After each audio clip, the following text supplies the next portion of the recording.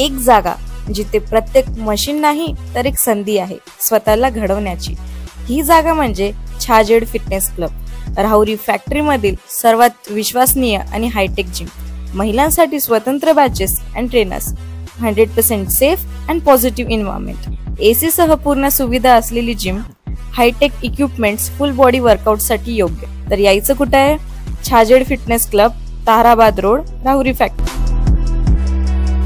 आवाज जनतेचा, लढा सर्वसामान्य जनतेच्या न्याय व हक्कांसाठी। पुरी तालुक्यातील देवळाली प्रवरा येथे पावसाने अक्षरशः हाहाकार केला असून देवळाली प्रवरा परिसरात तुफान पर्जन्यवृष्टी झाल्यामुळे शेतकऱ्यांचे आतोनात नुकसान झाले आहे।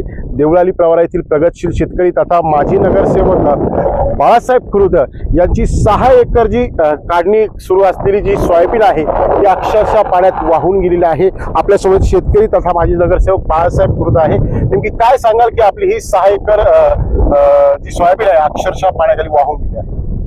ही सोयाबीन दिसते परवा आम्ही सोंगणी सुरू केली होती, परवा 1-1.5 एकर सुरू झाली होती।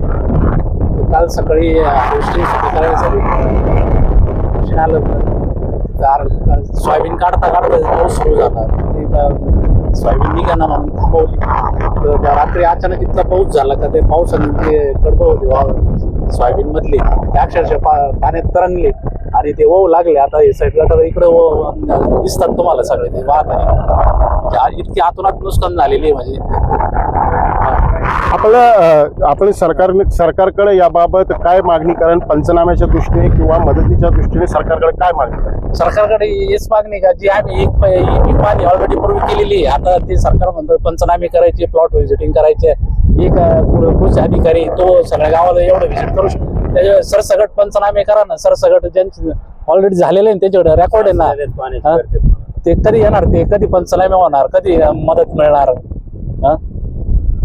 निश्चितच शेतकरी खुरुद यांनी आपली भावना व्यक्त केली आहे। अक्षरशः या पिकाचं मोठं नुकसान झालं आहे, शेतकऱ्याचा अक्षरशः कंबरडं मोडलं आहे। शासन कधी मदत करणार हीच याचना ही शेतकरी करत आहे। नवनवीन घडामोडी आणि सत्य बातमी पाहण्यासाठी आजच आमच्या YouTube चॅनलला सबस्क्राइब करा, शेअर करा आणि लाईक नक्की करा।